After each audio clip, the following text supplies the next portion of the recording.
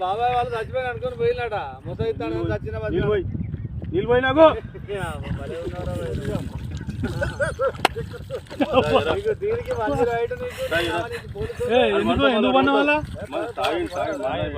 కాయ పండు ఎందుకు అనుకున్న వాళ్ళ ఈ చల్లదనానికి ఎండకు చేయలేక కన్నీకి ఓడిపోయి ఓడిపోయి వచ్చిన గెలవలేక ఏం చేసావు 10 రోజుల నుంచి గణేట్ చేత నాతో గట్టించి నా కష్టం దోచుకొని గణేట్ రాయ్ నాకు అంటే డబ్బులు ఇచ్చారు కానీ క్షమ